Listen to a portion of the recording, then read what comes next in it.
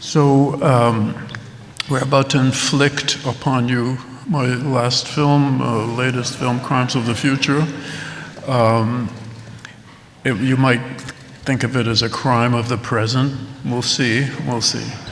I wrote the script in 1998, so it's more than 20 years old. And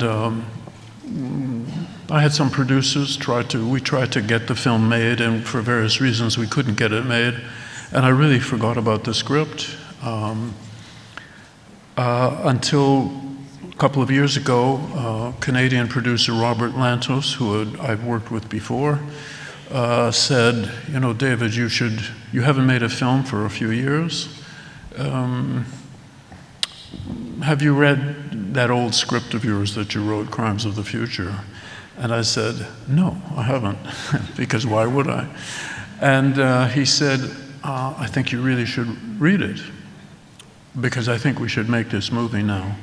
And I said, well, it was made over 20 years, the script was written over 20 years ago, and so I'm sure it's completely irrelevant now because it was basically a kind of science fiction, apocalyptic, you know, I'm sure that everything has changed so much now that it's completely irrelevant and therefore should not be made.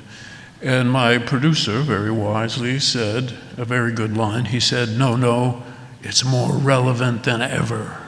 I thought, really? So I read the script, and you know, I thought it was really quite good. And in all honesty and modesty, I say this, because reading it, it was like reading a script written by somebody else. I really had not remembered it at all, and I'm not alone in that. I remember Graham Greene wrote a novel called The 10th Man, which later he could not remember ever having written, so it's not just me.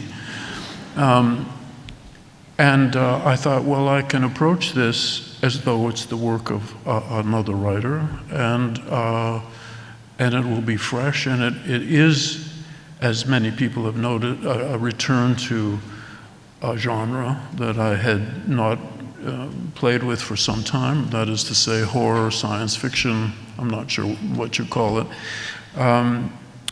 Fans of my older films have enjoyed the fact that I've made a film that reminds them of those old films.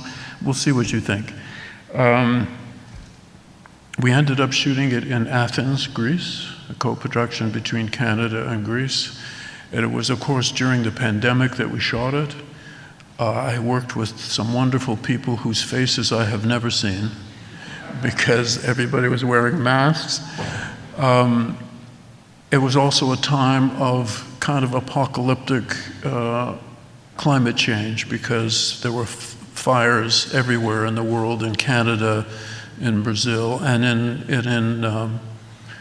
in Greece. In Athens, there were forest fires above, to the north of the city and the south of the city, and at times I would open up the curtains of my hotel room and I could not see anything. I mean, it was just so much smoke.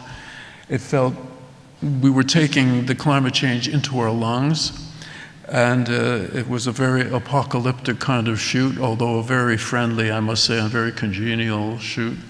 May be very appropriate to the movie and undoubtedly did affect the tone of the movie. So I would like to say more, but it would only spoil the film for you, so I'm not going to say more. And the next thing is just to show it to you. Thank you.